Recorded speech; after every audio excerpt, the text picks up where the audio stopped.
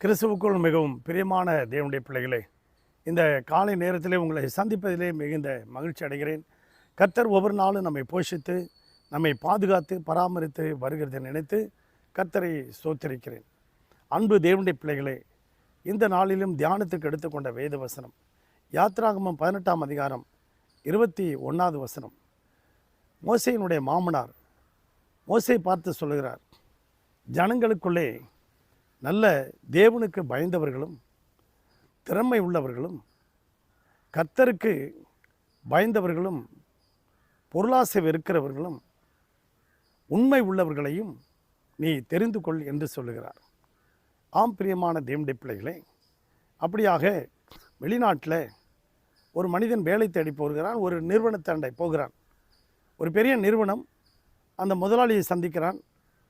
அப்பொழுது, ஐயா, ஏதாவது வேலை இருந்தால் போட்டு கொடுங்க. உனக்கு என்னப்பா வேலை தெரியும்?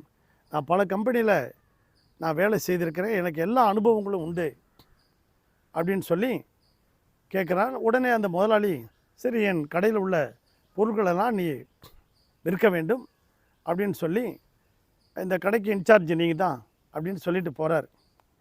போகும்போது சொல்லிட்டு போகிறாரு, நல்லா வியாபாரம் பண்ணி வைக்கணும் அப்படின்னு சொல்லிட்டு போகிறார். போயிட்டு திரும்பி வராரு. திரும்பி வரும்போது, என்னப்பா, எத்தனை பேருக்கு வியாபாரம் பண்ண, எவ்வளோ வியாபாரம் பண்ண அப்படின்னு சொல்ல. ஒருத்தருக்கு தான் சார் வியாபாரம் பண்ணேன், ஒரு ஆள் தான் சார் வாங்கினார் அப்படின்னோடனே இவருக்கு முதலாளிக்கு ரொம்ப கஷ்டமாக போயிடுச்சு. போய் யோசனை பண்ணிகிட்டு இருக்கிறாரு, என்னடா இவனை வேலைக்கு வைக்கலாமா வேண்டாமா? இவ்வளோ நேரம் காலையிலேருந்து சாயந்தரம் வரைக்கும் ஒரு ஆளுக்கு தான் வேலை வியாபாரம் பண்ணியிருக்கிறான் அப்படின்னு சொன்னார். அப்போ என்ன தான் வியாபாரம் பண்ண சொல்ல சார், ஒரு மீன் தூண்டில் போடுறதுக்கு, மீன் பிடிக்கிறதுக்கு தூண்டில் வாங்கிறதுக்கு வந்தார். ஒரு சின்ன தூண்டில் கேட்டார். அப்புறம் சொன்னேன் நான், சார், நீங்கள் கரையில் உட்காந்து நீங்கள் மீன் பிடிப்பீங்களா இல்லை சும்மா நின்றுக்கிட்டு இருப்பீங்க?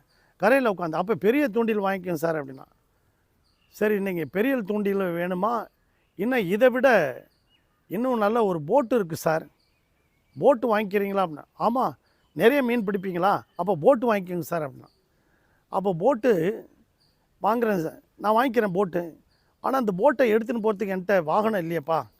அப்போ என்ன செஞ்சார், இவருடைய சம்மந்தமான கிளை ஒன்று இருக்கிறது. அந்த கிளையில் ட்ரக்கு, இந்த போட்டெல்லாம் ஏற்றின்னு போகிறதுக்குரிய ட்ரக் இருக்குது, நீங்கள் அதை வாங்கிக்கோங்க சார் அப்படின்னு இருக்கிறார்.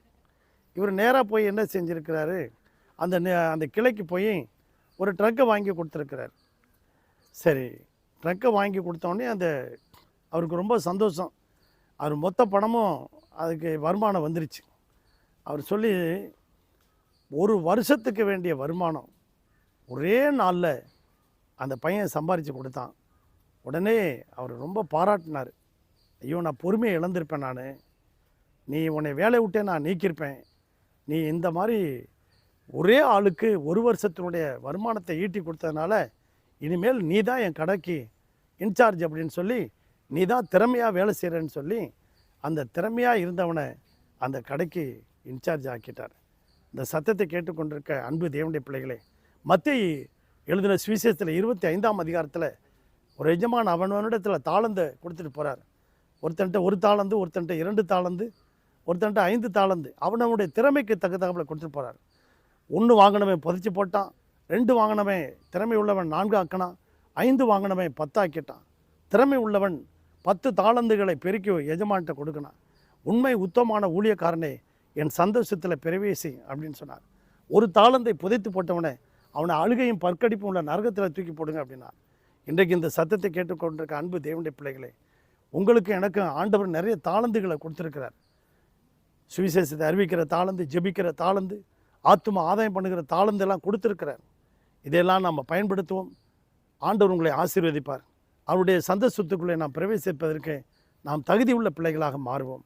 உங்களுக்காக ஜெபிக்கட்டுமா? பரிசுத்த பிள்ளைகள், நல்ல பிதாவே, இந்த சத்தத்தை கேட்டுக்கொண்டிருக்க ஒவ்வொரு பிள்ளைகளையும் தேவன் ஆசீர்வதிங்கப்பா. நல்ல திறமை உள்ள, உண்மை உள்ள, பொருளாசை இருக்கிற கர்த்தருக்கு பயந்த லீடர்கள் ஆண்டவரே சபைக்கு தேவை, உலகத்துக்கு தேவை, நிறுவனத்துக்கு தேவை, ஆண்டவருடைய ராஜ்யத்துக்கு தேவை, ஆண்டவருடைய ஊழியத்தை, தேவனுடைய ராஜ்யத்தை கட்டி எழுப்ப தேவை. ஒவ்வொரு குடும்பத்தையும் ஆசீர்வதிங்க. கிருபையினாலே காத்துக்கொள்ளும், வழி நடத்தும், ஆசீர்வதியும். இயேசுவின் நாமத்தில் வேண்டிக் கொள்கிறோம் பிதாவே. Amen. God bless you. Thank you.